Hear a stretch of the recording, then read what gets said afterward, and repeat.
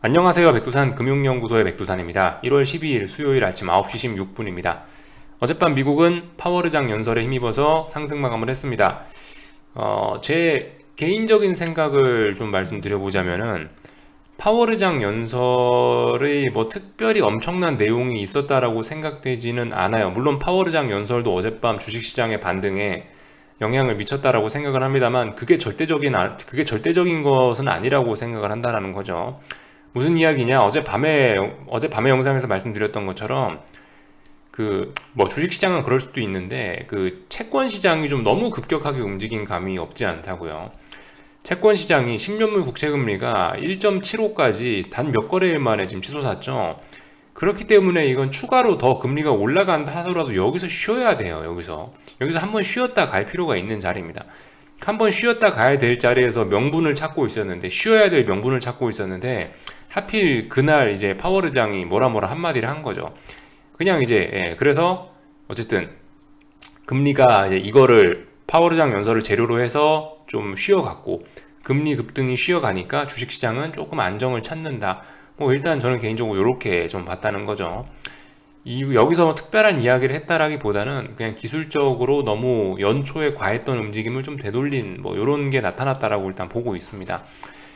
파월의장 연설 내용 조금만 살펴볼 건데, 어젯밤에 생방송으로 볼 수 있었어요. 유튜브에서 파월 검색하니까 바로 실시간으로 영상 중계해 주더라고요. 그래서 조금 보다가 잤는데, 아무튼 뭐 제가 잠들기 전까지는 일단은 시장은 그냥 평온하게 움직였습니다. 제가 최대한 보다 한 12시 반인가까지 보다가 그때부터 그냥 자버렸거든요. 졸려가지고 12시 반쯤까지는 시장의 움직임이 그냥 그럭저럭, 파월 의장이 뭐 좀 좋은 얘기 하면은 뭐 올랐다가 조금 안 좋은 얘기 하면 훅 빠졌다가 하여튼 그런 식으로 왔다 갔다 방향 못 찾고 있었는데, 어느 순간에 이제 탁 치고 오르더라고요. 그 어느 순간이 제가 봤을 때는 어차피 잠든 이유라서 전 잘 모르겠는데 추측을 해보자면 이때인 것 같아요. 파월 의장은 연준의 대차대조표 축소와 관련해서 올해 후반 어느 시점에 대차대조표를 축소 허용하기 시작할 것이라고 이야기했죠. 그러면서 어쩌고저쩌고 결정식이나 대차대조표 축소와 관련된 어떤 결정도 내려진 것이 없다라고 강조했다. 이 부분에 시장이 크게 반응했다라고 생각을 합니다. 솔직히 여기 있는 이 잡다한 이야기들 많이 했는데요. 이런 이야기들은 그냥 우리가 일반적으로 맨날 뭐 들어서 알고 있던 이야기였던 거고, 그리고 시장 분위기가 그렇잖아요. 지금까지는 뭐 기준금리에 포커스를 맞춰서 시장이 움직였는데, 얼마 전부터 대차대조표 축소와 관련된 논의가 막 등장했잖아요. 그러고 나서 시장이 또 긴축 우려 이러면서 금리가 또 엄청 올랐었거든요. 며칠 전 이야기입니다. 그래서 아무튼 시장은 지금 기준금리 인상 이런 거는 이제 이미 이건 한물간 뭐라고 할까요? 김 빠진 재료가 돼버린 거고, 대차대조표 축소와 관련된 그런 이슈를 파월 의장이 말해주길 기다리고 있었는데, 그 이야기를 했는데, 그러니까 그 이슈를 기다리고 있었죠. 근데 파월 의장이 그 이슈를 이야기했는데 올해 후반이라고 이야기를 하니까 시장이 굉장히 긍정적으로 급등을 하면서 반응을 했다라고 생각을 합니다. 이게 핵심이었지 않나 싶어요. 어젯밤 연설의 핵심이 이거였지 않나 싶습니다. 그래서 지금까지 시장의 컨센서스는 그랬죠. 이게 3월 달에 첫 번째 금리 인상 하고 나서 뭐 조금 있다가 한 4월이나 5월 정도, 하여튼 상반기에 대차대조표 축소도 시작하지 않겠느냐라는 게 시장 전문가들의 컨센서스였는데, 그 컨센서스를 파월 의장이 나와가지고 뒤통수를 확 후려친 거죠. 올해 후반이다 라고 했으니까 시장은 일단 급속히 안정을 취한 것 같아요. 물론 말씀드렸다시피 이 모든 거에는 최근에 금리가 너무 급격하게 오른 거에 대한 반작용, 그런 게 크게 작용했다라고 보긴 봅니다. 어쨌든 요게 중요한 소식이다 라고 이렇게 좀 말씀을 드려보고요. 나머지는 그냥 뻔한 내용들, 맨날 하던 이야기들인데, 일단은 근데 약간 바뀐 것 같아요. 그러니까 이 파월 의장이 연임 결정이 딱 나고 나서부터는 갑자기 급 매파적으로 좀 전환이 됐었거든요. 이제 파월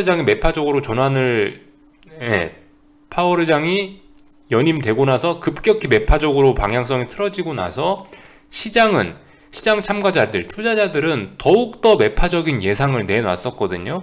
그래서 시장의 기대치는 지금 이까지 올라와 있는 상태고, 파월 의장은 이 정도 선에 지금 머물러 있다라고 생각을 했는데, 근데 아무튼 어제 밤 같은 경우는 이 약간 누그러뜨렸어요. 약간 제가 봤을 때 약간 누그러뜨렸다라고 봅니다.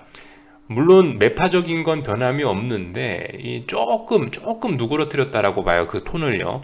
그래서 여기 이 위에까지 올라가 있던 이 시장 투자자들의 지나친 인플레 우려와 지나친 어떤 뭐 긴축 기대감 뭐 이런 것들을 어느 정도 좀 확 끌어내리는데 이 어젯밤 연설이 좀 도움을 줬다라고 생각을 합니다. 그래서 어쨌든 뭐 대략적인 이야기를 좀 해봤고요. 이제 구체적인 그림을 살펴보기 전에 참 어쨌든 그래서 이 일부 뭐 JP 모건 같은 이 사람들이 이런 이야기를 하더라고요. 뭐 비둘기 연준 가능성이 있어? 비둘기는 아니죠. 최소한 양심이 있으면 비둘기란 소리는 하면 안 되겠죠. 뭐 올해 기준금리 작년에 어땠어요? 작년 6월 달만 해도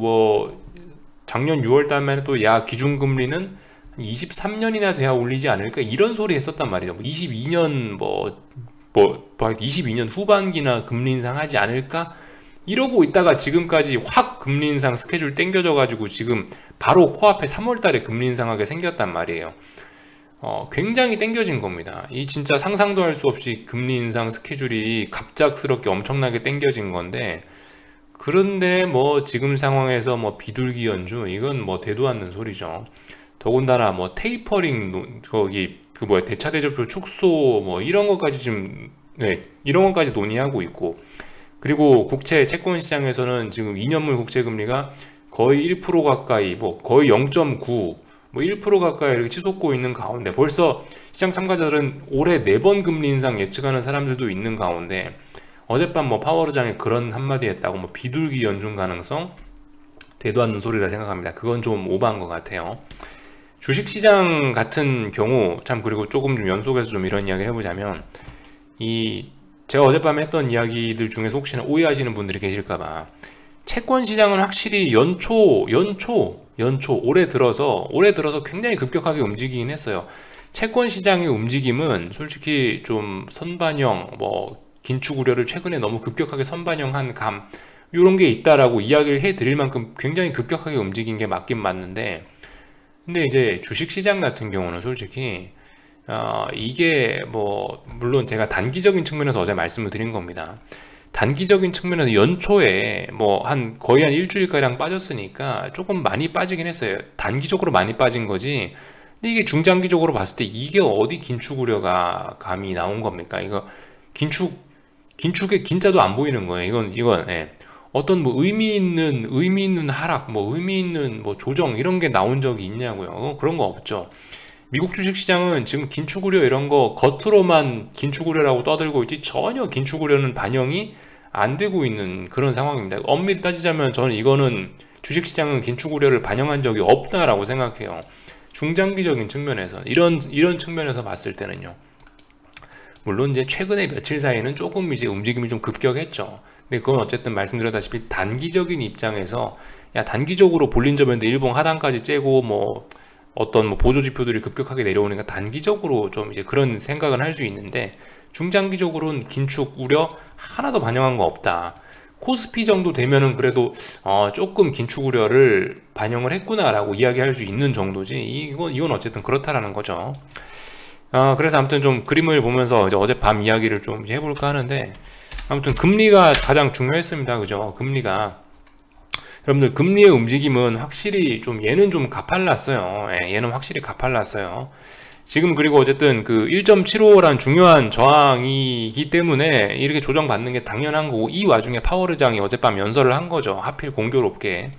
그래서 솔직히 저는 파월 의장이 여기서 괜히 어젯밤에 긴축적인 이야기를 했었다라고 하면은 어제 만약에 굉장히 매파적인 이야기를 했었다 하더라도 올랐다가 결국 오늘 떨어지거나 뭐 어제 이랬을 것 같아요. 결과적으로 어디까지 고점이 높아지냐의 차이지, 결과적으로 하루 이틀 지나면은 다시 내려왔을 것 같다는 생각을 하긴 했어요. 이게 너무 좀 속도가 빠르고 중요한 저항이니까요. 이거 어떻게 한 번에 이걸 가겠어요. 더군다나 지금 움직임도 굉장히 급했고, 말씀드렸다시피 지금 그죠? 이건 좀 굉장히 좀 급격하게 움직인 거라는 거죠. 이거를 나스닥 차트에서 놓고 보면 나스닥이 순식간에 뭐 한 여기 있는 저점을 깬 거 정도? 라고 생각을 합니다. 지금 뭐 굳이 뭐 어떤 그 대략적인 뉘앙스를 말씀을 드려보자면, 지금 10년물 채권 금리가 나스닥으로 빠진 거라 생각하면 나스닥은 거의 뭐 이 정도 위치에 와 있을 거라는 거죠. 그만큼 채권 시장은 좀 급격하게 확실히 긴축 우려 이런 걸 반영하긴 했다라고 생각이 되긴 됩니다. 근데 어쨌든 이 채권 시장 같은 경우도 이제서야 며칠 전에 1.75를 한번 이제 돌파한 척 한 거기 때문에 이거 앞으로 이제 시작이라고 보는 게 맞긴 맞을 것 같아요. 여기 1년 내내 결과적으로 여기 수렴형 1년 내내 수렴형 여기서 자리 지킨 거잖아요. 자리 지키고 에너지를 수렴한 거 아닙니까? 모았으니까 터트려야죠. 터트릴 건데 이 정도로 터트렸다? 전혀 그렇게 생각하지는 않고, 다만 어쨌든 얘 같은 경우는 조금 어쨌든 그 단기적인 측면에서 좀 반영을 좀 하긴 했고, 그리고 약간 좀 큰 뭐 한 이 정도? 지난 1년 정도를 보더라도 조금 어쨌든 좀 긴축이라는 거를 확실히 의식하고 있는 모습은 나오고 있다라는 거. 그죠? 나스닥으로 말씀드리면 이런 자리를 붕괴시킨 거라고요. 지금 이 자리 붕괴되면 이제 상승 추세는 끝이거든요. 이렇게 되면 저점 낮아질 거 아니에요. 그죠? 이렇게 되면 하락 추세죠. 이렇게 되면 상승 추세는 끝난 거죠. 그러니까 아무튼 주식시장 같은 경우는 뭐 중장기적인 측면에서 봤을 때 전혀 어떤 뭐 긴축 우려 이런 걸 반영했다라고 보기가 어렵다. 아무튼 그래서 어젯밤 미국 주식시장은 올랐어요. 올라서 중요한 저항들을 다 돌파한 척 했습니다. S&P는 어디예요? S&P는 4,700을 턱걸이로 일단 돌파한 척 했고, 나스닥은 15,650이라는 자리를 장대 양봉으로 의미있게 돌파한 척 했습니다. 추가적인 반등 가능성 열어놓고 봐야 되겠죠. 추가적인 반등을 충분히 할 수 있다고 생각되고요. 어쨌든 뭐 근데 이 긴축 우려라는 게 뭐 이렇게 뭐 또 그리고 금리의 상승세라는 게 이렇게 한 번에 쉽게 꺾이지는 않을 거라고 생각하니까 어쨌든간 또 그리고 1월 FOMC에서 또 뭐라고 할지 모르기 때문에 여전히 긴축 우려 이런 건 남아있다고 생각하고요. 그럼 일단 상방 제한적이라는 생각하에 어쨌든 뭔가 해볼 수 있겠죠. 반등시 매도 전략 어쨌든 계속 해볼 수 있을 거예요. 저항이 여기 있고 어쨌든 지금 반등이 올라오고 있으니까 이 반등을 잘 활용하면 될 것 같습니다. 일단 나스닥은 쌍고점 한번 만들어 놓은 상태니까 S&P도 뭐 여기 어딘가에 쌍고점 만들 수 있겠죠. 충분히 그럴 수 있죠. 아무튼 그런 생각들 해보시면서 접근하면 될 것 같고, 충분히 기다려야 될 것 같아요. 충분히 기다려야 될 것 같다. 어젯밤에 변동성 지수가 중요한 자리였는데 결과적으로 파월 의장이 뭐라 한마디 해가지고 얘가 결국 20을 저항으로 만들면서 내려왔어요. 20이 여기잖아요. 20이 여기인데 이 자리를 결과적으로 4거래일 동안 저항을 확인하고 밀릴 자리에서 밀린 거예요. 어젯밤 파월 의장 연설로. 그렇게 되면 시장은 조금 더 안정될 수 있다라고 생각하거든요. 그래서 최소한 빅스는 저는 여기 정도, 최소한 다시 빅스, 다시 변동성이 살아나면 여기 어디까지는 와야 된다라고 일단은 생각을 해요. 물론 중간에 살아날 수도 있는데 보통 여기 정도 내려오거나 아니면 이걸 살짝 깨거나 해야 여기 어딘가에서 지지력이 다시 나올 것 같아요. 그러니까 좀 저는 일단 시장의 반등이 조금 더 지속될 것이라고 본다. 빅스가 일단 20을 깼기 때문에요. 일단 그래서 그런 점을 좀 말씀드리고, 반등이 어쨌든 뭐 충분히 올라올 것 같다라는 생각이 듭니다. 그래서 일단 뭐 반등이 올라오면 뭐 바로 하루 만에 반등 올라왔다고 야 이제 여기 숏 잡자 이게 아니고 좀 충분히 확인 과정을 좀 거쳐야 될 것 같고요. 아무튼 S&P는 뭐 여기 어딘가 저항 있죠. 여기 어딘가 저항 있다 한마디 하면 끝날 것 같고, 나스닥 같은 경우는 조금 좀 애매한데 솔직히 그죠, 반등이 어디까지 올라올지를 말하는 게 가장 어렵다 뭐 이런 표현을 뭐 드리고 있긴 한데 잠시 오래간만에 일목균형표 한번 좀 켜보겠습니다. 일목균형표 같은 것도 뭐 지금 같은 데는 조금 좀 도움이 될 것 같긴 해요. 일목균형표 같은 거 보시면은 지금 어쨌든 이번에 반등했던 자리가 공교롭게도 구름대 하단 자리도 지나갔었네요. 그죠? 그러니까 그만큼 이 자리는 중요한 지지선이었다라고요. 그러니까 이렇게 아래꼬리 달고 반등을 했죠. 아무튼 그래서 일단 반등하기로 마음은 먹었고, 어젯밤 파월 의장 연설로 그렇게 된다라면은 일단은 제가 봤을 때 중요한 다음 어떤 의미 있는 저항 자리는 61선 부근 정도가 되지 않겠냐 싶은 생각이 좀 들어요. 마침 61선 부근이 구름대 상단 자리이기도 하니까 이 자리까지는 일단은 저는 일단 반등할 수 있다, 여기까지는 반등할 수 있다, 자연스러운 반등이다 라고 생각하면서 일단 지켜보려고요. 그 다음은 이제 뭐 그 다음 거는 그때 가서 생각하고요. 일단 여기 정도 61선까지는 반등할 수 있을 거야 라는 생각을 갖고 일단 보겠다라는 거죠. 일단 그죠, 지난번에 여기 나스닥 보시면은 121선 한번 살짝 깼다가 어쨌든 뭐 121선 지지하고 올라왔는데, 이번에도 121선 부근에서 네, 이번에도 121선을 한번 어쨌든 장중에 훅 깼었었기 때문에 121선은 이제 좀 너덜너덜해진 지지선이라고 일단 개인적으로는 생각을 하고, 그렇다면 반등 올라와도 뭐 제한은 61선 정도가 제한적이지 않겠냐라는 일단 그런 가정을 갖고 일단 반등시 매도 전략. 전 이미 어쨌든 다 했으니까 저는 가만히 있을 건데요. 전 아무것도 할 게 없는 사람인데, 혹시나 이제 뭐 나는 이제 뭔가 이제 뭐 색다른 걸 해보고 싶다 하시는 분들은 이제 이런 아이디어를 한번 참고만 해 보시라고요. 그런 의미에서 좀 말씀드리는 겁니다. 일단 뭐 61선 정도 한계로 보고 있다. 61선, 21선 마침 같은 자리에 와 있네요. 또 그리고 일목균형 상단도 대략적으로 이 자리까지 와 있으니까 조금 더 오를 수 있다 생각하고 보시면 좋을 것 같습니다. 하여튼 그래서 어젯밤에 뭐 금리의 조정들이 나오면서 주식시장이 안정을 찾았다, 이런 이야기를 드렸고요. 그래서 금리가 많이 내려왔죠. 내려와야 될 때 내려온 겁니다. 2년물 국채 금리도 어젯밤에 좀 그래서 많이 내려왔어요. 장중에 0.95까지 터치를 했었습니다. 그러다가 좀 밀렸는데 결국은 1%는 터치를 하긴 할 것 같아요. 자, 아무튼 뭐 어젯밤에 그래서 긴축 우려가 좀 사그라들었다, 이렇게 보시면 될 것 같고, 달러 인덱스는 그래서 좀 내려왔죠. 뭐 자연스러운 모습이라고 생각합니다. 특별히 이상한 거 없었고요. 그래서 아무튼 어젯밤에 파월의장 연설로 조금 더 이 시장의 반등이 이어질 수 있고 조금 안정을 찾을 것 같다, 시장이. 뭐 요 정도 이야기를 드려봤습니다. 다른 뭐 국제유가도 많이 올랐네요. 뭐 어쨌든 인플레는 계속된다라고 생각이 됩니다. 보니까 이거 한 번 더 슈팅을 줄려나 모르겠습니다. 어쨌든 근데 또 국제유가 무거운 저항 부근까지 또 왔으니까, 물론 아직 완전히 온 건 아니에요. 근데 아무튼 여전히 이 숏 생각이 있으신 분들은 이거 제가 봤을 때 어제 오르는 건 이건 좀 아니었거든요. 그러니까 충분히 좀 많이 기다리셔야 될 것 같아요. 목표치 좀 많이 열어놓고 거의 뭐 정고점 부근까지 가서 뭐 숏을 한번 들이대 본다, 요 정도 생각하고, 얘는 일단 유가 숏은 좀 굉장히 주의하셔야 될 것 같습니다. 어쨌든 이 원자재들은 주식시장보다 마지막까지 더 끈질기게 오르는 그런 경향들이 있거든요. 어쨌든 제가 봤을 때 지금 적절히 3산을 만들어야 될 자리에서 얘가 지금 3산을 만든 게 아니고 너무 많이 올라갔어요. 그렇게 되면 얘 추가적인 오버슈팅도 가능성을 열어놓고 보긴 봐야 될 것 같아요. 아무튼 국제유가 올라가면 뭐 또 인플레 우려 어쩌고저쩌고 할 텐데, 그죠? 뭐 하여튼 할 말이 없네요. 여기 정도까지 이야기를 드리고, 한국 같은 경우는 어쨌든 명목이 그랬잖아요. 명목이 긴축 우려를 가장 많이 우려하는 뭐 그런 신흥국에 속한 나라니까 긴축 우려 때문에 많이 빠졌다, 그죠? 긴축 우려가 사라졌으니까 당연히 반등하는 게 자연스러울 것이라 생각을 해요. 뭐 마침 미국도 올랐겠다, 그죠? 신났어요. 그래서 뭐 충분히 오를 수 있다라고 봅니다. 근데 뭐 어쨌든 지가 중요한 건 400을 넘어야지, 400 넘기 전까지는 별 의미가 없다라는 생각이고, 또 어디가 저항이 있겠습니까? 뭐 굳이 따져보면 솔직히 이런 자리에서 굳이 뭐 지지와 저항 따지는 것도 그다지 뭐 의미가 있다라고 생각하지는 않는데, 굳이 뭐 따져보자면 여기 어딘가에서 지금 와리가리 하다가 밀린 거죠. 결과적으로 395 자리를 돌파한 척 하면서 여기서 와리가리 395, 400 요 자리에서 왔다 갔다 하다가 이제 395를 붕괴시키면서 아래로 쏟아진 거 아닙니까? 또 395가 저항이겠죠. 네, 요렇게 생각하시면 될 것 같아요. 뭐 어쨌든 간 뭐 지들이 알아서 박스권 안에서 움직이고 있는데 뭐 가만히 움직이라고 그냥 내버려 두고, 지금 이런 자리에서 굳이 뭐 신경 쓸 건 없을 것 같고요. 그냥 가만히 지켜보면 될 것 같고, 코스닥 시장 같은 경우 이런 식의 반등이 좀 올라와야 될 것 같아요. 아무리 생각해도 좀 너무 좀 낙폭이 좀 강했습니다. 강한 반등이 빨리빨리 올라오는 게 차라리 숏에 더 유리할 수 있을 것 같고요. 그래서 야, 반등이 좀 올라왔으니까 오늘 숏 사야지, 조금 더 참아보시는 게 좋을 것 같아요.